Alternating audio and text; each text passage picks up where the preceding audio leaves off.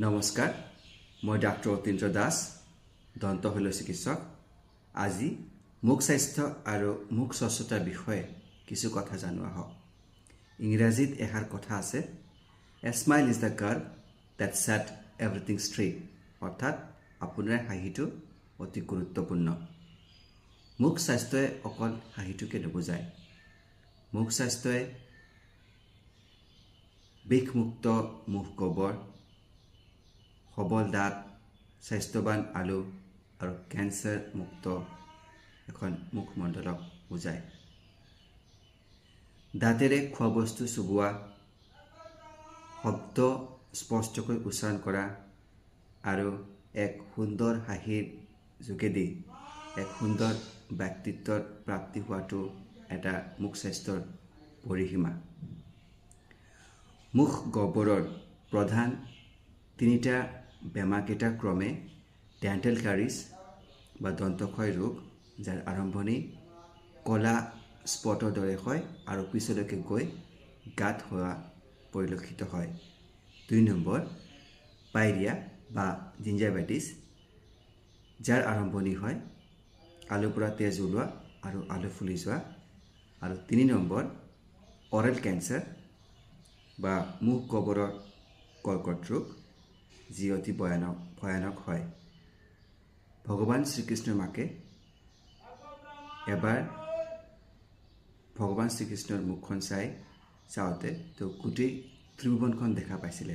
ঠিক তেনেদৰে আমাৰ শৰীৰত যি বেমাৰ গুপ্তভাৱে হৈ আছে তাৰ প্ৰতিফলন মুখ গহ্বৰত হয়।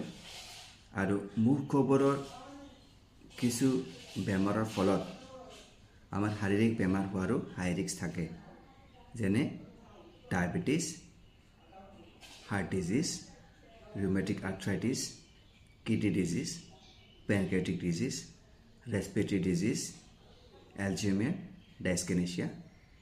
গৰ্ভৱতী মহিলাৰ ক্ষেত্ৰত কম ওজনৰ শিশু জন্ম হোৱা আৰু প্ৰিমেচিউৰ ডেলিভাৰী হোৱাৰো হাই ৰিস্ক থাকে। মুখ স্বাস্থ্যৰ লগত কিছুমান ভুল ধাৰণা জড়িত হৈ আছে। 1 নম্বৰ ভুল ধাৰণাটো হ'ল চুগাৰ ফ্ৰী চুইংগামবোৰ ব্ৰাছিঙৰ লগত একেলগে সমযোগী। সত্য কথাটো হ'ল মেকানিকেল প্লাগ কণ্ট্ৰলৰ বাবে ব্ৰাছ কৰিব লাগিব আৰু তাৰ কোনো বিকল্প নাই। 2 নম্বৰ ভুল ধাৰণাটো হ'ল যদি মই দেখোঁ যে মোৰ আলুৰ পৰা তেজ ওলাইছে, তেতিয়া মই ব্ৰাছ কৰি বন্ধ কৰি দিয়াটো উচিত। সত্য কথাটো হ'ল আলুৰ পৰা তেজ ওলোৱা এক বেমাৰৰ লক্ষণ। আমি ব্ৰাছ কৰাটো কেতিয়াও বন্ধ কৰিব নালাগে, লাহে লাহে ব্ৰাছ কৰি থাকিব লাগে। কি নিয়ম মানি চলিলে আমি স্বাস্থ্যৱান মুখ স্বাস্থ্যৰ অধিকাৰী হ'ব পাৰিম? 1 নম্বৰ, নিয়মীয়াকৈ প্ৰতিদিন দুবাৰকৈ 2 মিনিট সঠিকভাৱে যদি আমি ব্ৰাছ কৰোঁ।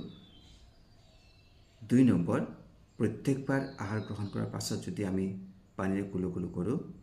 3 নম্বৰ, যদি আমি পুষ্টিক আহাৰ গ্ৰহণ কৰোঁ, যেনে ভিটামিনযুক্ত আহাৰ A, B, C, D, এণ্টিঅক্সিডেণ্টযুক্ত ইত্যাদি যদি আমি গ্ৰহণ কৰোঁ।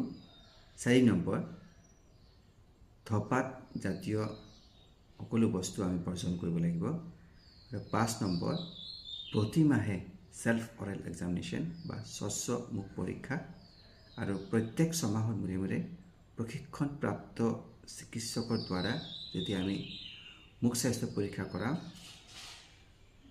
গতিকে আহক আমি সকলোৱে মিলি মুখ স্বাস্থ্যক প্ৰাধান্য দিওঁ আৰু মুখ স্বাস্থ্য সম্পূৰ্ণ স্বাস্থ্যৰ বাবে।